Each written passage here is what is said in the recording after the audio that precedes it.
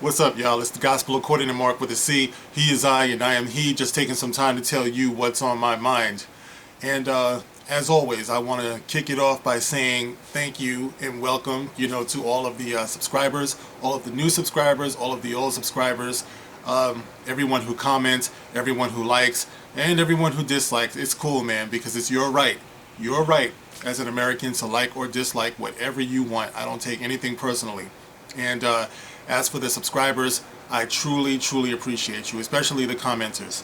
Now, I don't have like tens of thousands of subscribers like some guys, but let me tell you something. I truly believe that I have the cream of the crop. You know what I mean? You can have 1 million subscribers and a bunch of people full of shit. I have, just enough where there's a certain degree of give and take where I do feel like I'm dealing with some highly intelligent people, and you're making me more intelligent, by some of the comments that I read and the different opinions and viewpoints. So once again, I truly, truly appreciate you. Thank you so much.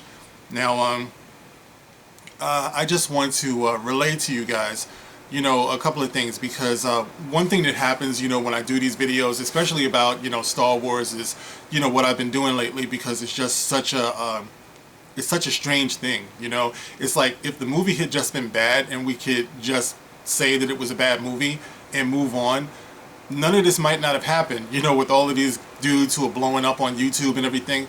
But it's a strange thing that Disney did with pushing back and being in denial and putting out viewpoints that are totally detached from reality, that makes the fandom have to speak louder, and it makes us find each other, those of us who feel a certain way.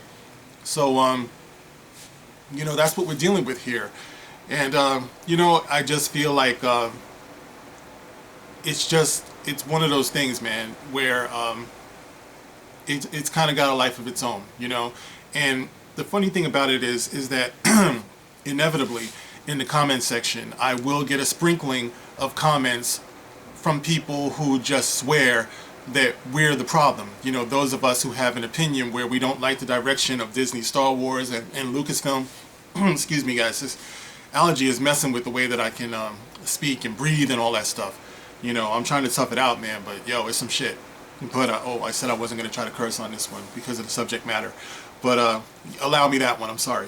So anyway, inevitably, someone or some people will find their way into the comment section and imply that I need to lighten up, or they don't understand why the critics of this new Star Wars are the way we are. Why can't we just go away? We're making it bad for everybody.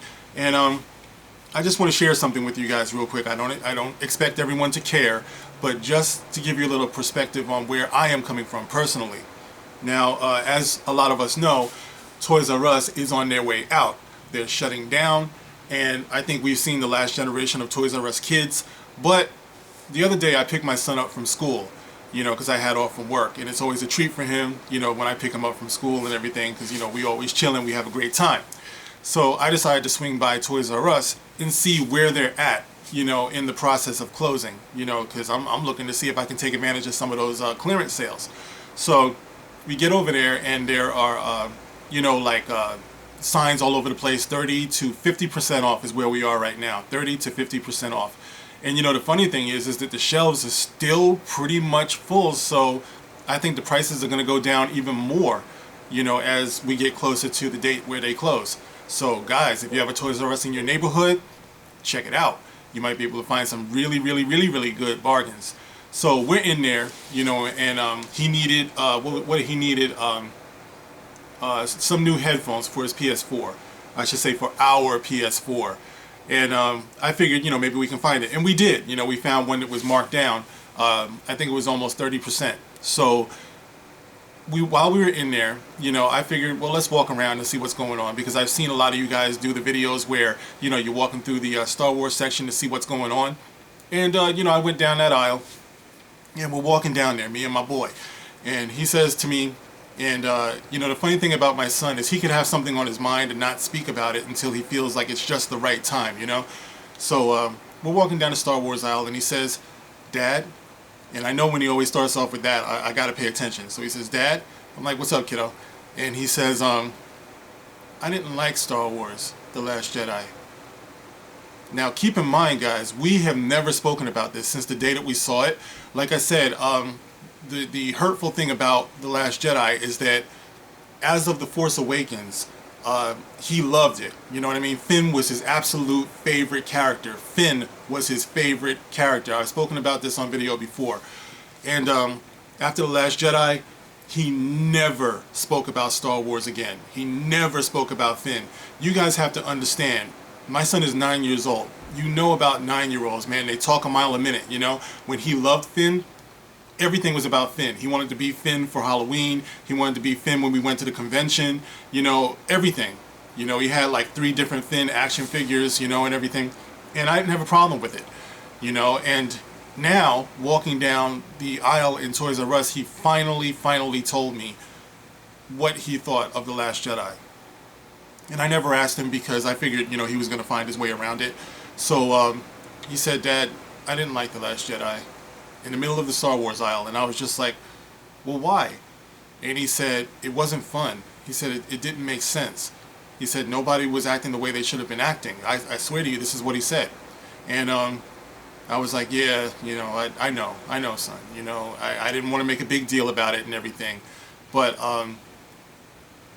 the reason why he held on to it for so long without telling me is because he didn't want to hurt my feelings. You see, one thing about me and my boy, and I'm going to try to make this real quick, guys. I don't want to go on and on about it, is that when my son was born, my ex-wife and I had been married already for 10 years before he came along. We didn't know if we were going to be able to have children, you know, and on our 10th year anniversary, to the day, we brought him home. You know, our anniversary was September 9th, and he was born on September 5th, and my ex-wife and he were in the hospital for 4 days. On September 9th, we brought him home. So he was our perfect 10-year anniversary gift, you know, so to speak. So, and I think by now you guys must know I cherish my son. You know, I really do. And one of the things I was looking forward to with him, to doing with him, so like there's millions of things, but one of the things that was at the top of my list, believe it or not, was sharing Star Wars with him. I was so giddy at the thought, you know, of sharing it with my son. So anyway, that was a little backstory there. So like I said, we're in the store and he tells me he didn't want to tell me because he didn't want to hurt my feelings, you know, and I was just like, man, this is just terrible. You know what I mean? This is terrible. It's like, here he is, you know, and we had a great time together watching the original trilogy. We had a great time watching the prequels. You know, for a while, I thought that he was going to start relating way too much to Anakin because he was really into Anakin. You know, this is one of his books, you know, from way back. All right, so he was very much relating to Anakin's, I guess, temptation by the dark side of the Force. So he had me looking at him like, easy boy, easy, you know, don't relate too much, you know. I didn't want to wake up one day and, you know, have him like standing over me like a crazy Luke Skywalker or something.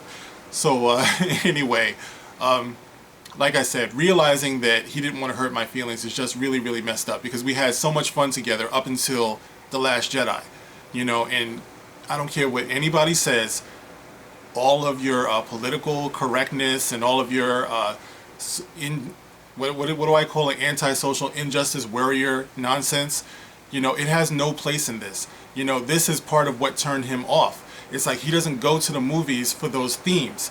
You know, he doesn't understand all of them, but he knows that something is going on that he can't relate to, that he was actually able to relate to in the previous films. You know, so he took something away from us, Rian Johnson. And this is the reason why I take it so personally. Because that bond over Star Wars, anyway, has been broken. We bond over a billion other things. My son and I are super duper close. Everybody knows it. And, you know, we have a great time. He is the very heart of me, you know. But I remember, you know, when he was growing up, it's like I remember exposing him to Peanuts, you know, because that was a very important part of my life as well. When I was growing up, I loved Charlie Brown. I loved, you know, the art of, and the humor and the philosophy of Charles M. Schultz. You know, so I remember when I told my son, I said, listen, boy, it's time for you to get to know Charlie Brown. I remember telling him that, and he loved it. You know, we bonded over that. There was a period in his life where he stayed buried in the comic strips, the books, because I have, you know, all the collections and everything on DVD and everything. And you know, when it was time for Star Wars, ooh, that was a big deal. You know, and we got the most out of it. Like I said, we went through the original trilogy, we went through the prequels, the Force Awakens, Rogue One. He wasn't really drawn to that so much, but I think that's because there weren't that many memorable characters in Rogue One. You know, of course he loved the end of it. I think a lot of us did, you know, but it wasn't the same as it was for the original, the prequels, and the Force Awakens, you know. So anyway, by the time The Last Jedi came around, it ruined a lot of things, you know. So like I said, people can come into the comment section and try to insult me. You know, they can try to not understand the reasons why I say that I'm taking the steps that I'm taking as far as not supporting Solo, not another Star Wars story, you know, or as some of you call it, Soilo. I swear I love that, man. I love it, Soilo. I think that was Ethan who came up with that, if I'm not mistaken. You know, love your channel, by the way, brother. And that's Comic Pro Secret. Love it.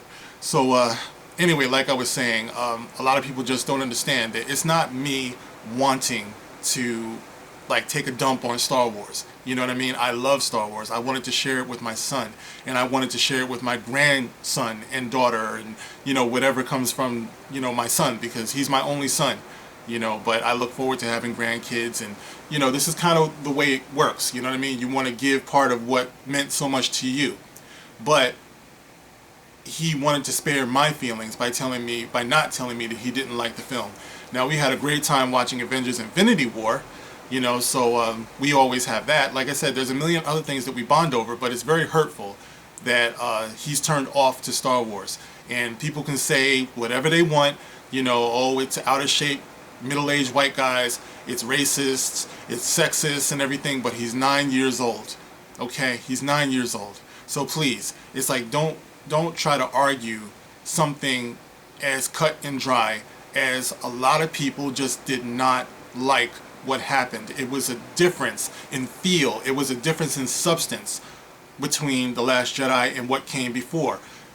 The philosophy was, forget the past, kill it if you have to. Well, that's not a good philosophy. I mean, haven't you ever heard of, you know, those who forget the past are doomed to repeat it?